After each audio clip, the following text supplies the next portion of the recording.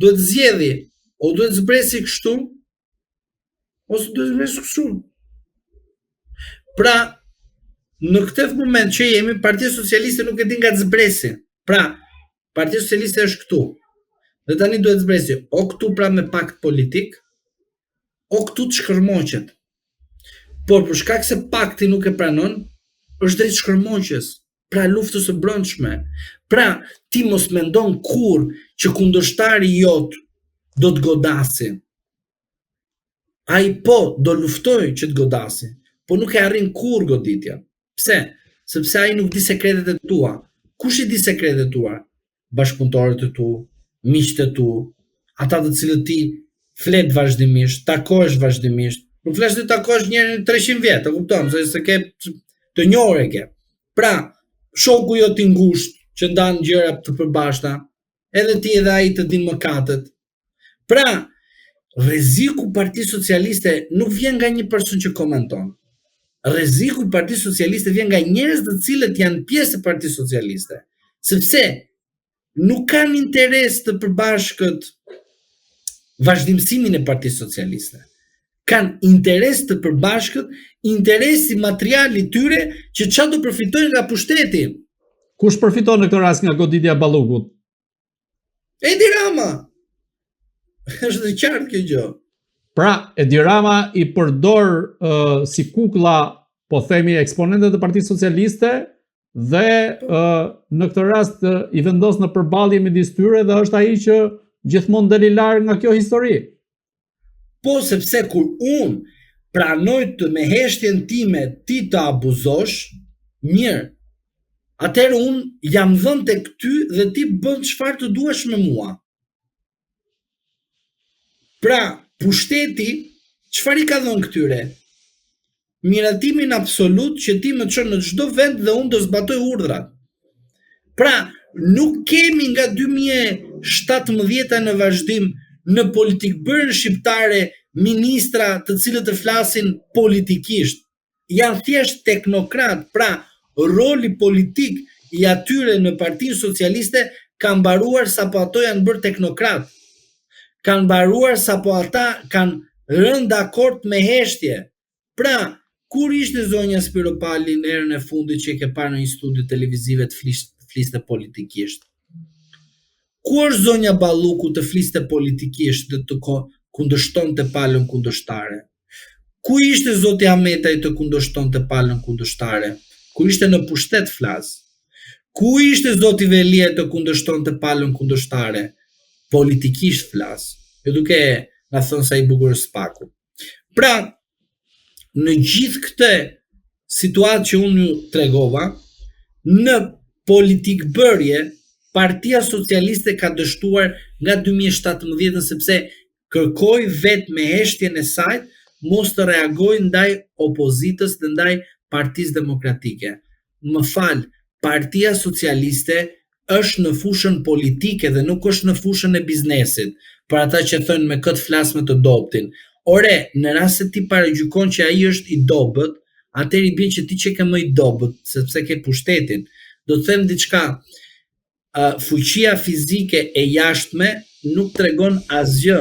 Më i fort mund të jetë ai që nuk peshon ashtu siç mendojnë njerëzit nga pikpamja e jashtme, të jetë ai i cili ka një format më të dobët se një i stërvitur dhe ai që nga mjesi deri darkë nuk le stërvitje pa bësht më i dobët se ai që s'ka bërë asnjë stërvitje. E dini ju këtë?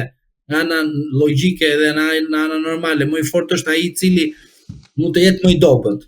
Është më i fort.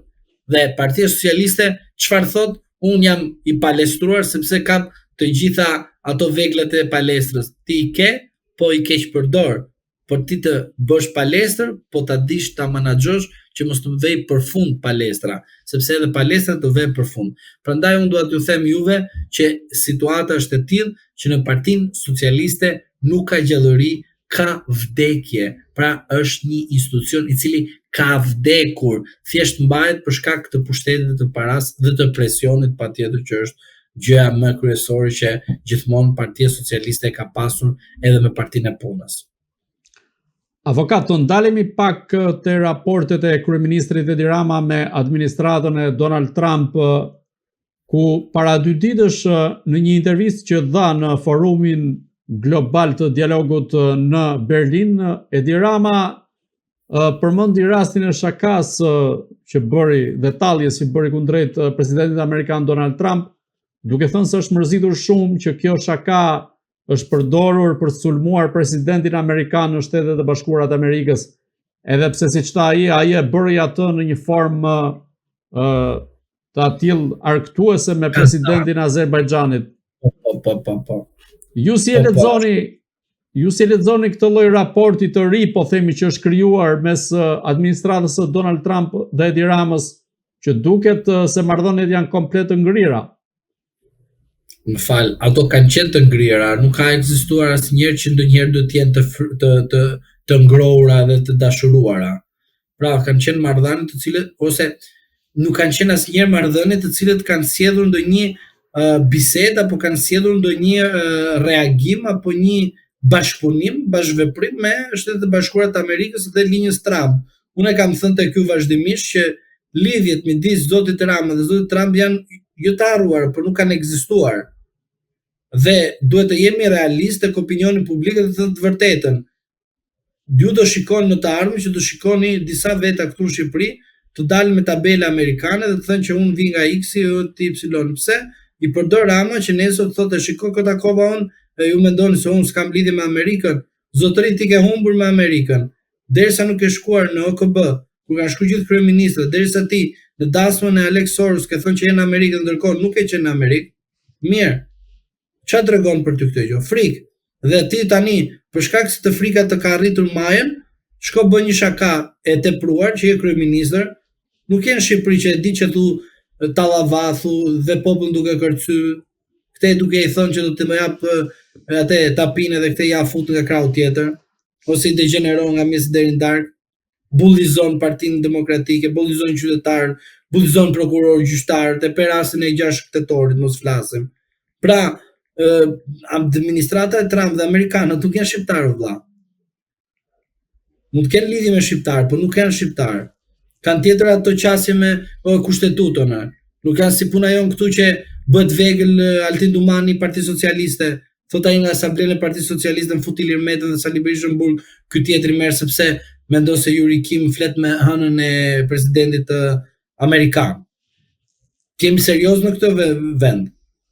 Zot Dumani ka bërë gabim fatal që ka arrestuar Sali Berishën dhe Ilir Metën atë formë. Duhet të ndërgjegjësohet edhe ato prokurorë që janë aty brenda. Të futen në realitetin, jo çdo njeri që merret edhe flet me amerikanët, duhet marrim ne këtu dhe ta bëjmë zbatim ligji. Se mund të jetë mashtrim publik. E pastaj kaloset ne çdo problem. Prandaj po them edhe rasti për zotin Rama ishte rast i pafalshëm dhe nuk falet nga Trumpi. E di pse nuk falet zotëri nga Trumpi. Trumpi tha diçka kur vdiq ai djali, kur e vran atë djalin në mënyrë të padrejtë. Jo se vrasja është e drejtë, e kupton, në mënyrë të padrejtë të tillë. Doli gruaja e tij dhe foli dhe tha, e fal autorin dhe kështu. Mbaroi fjalimin, po, erdhi ky presidenti. Tha, Trumpi, unë nuk e fal. Do më thosh dikush është vrasja. Jo, nuk ka rëndësi. Nuk e fal Ramën Trumpi as për fjalinë e famshme në CNN që tha Trumpi është i rrezikshëm, as në fjalinë e tij që ka thënë intervistë tek Padona Xhiu mos gaboj, as në intervistat e mëkonshme që ka thënë përpara dhe pranë Hillary Clinton, edhe personave të tjerë amerikanë që vinë nga Partia Demokratike Amerikane.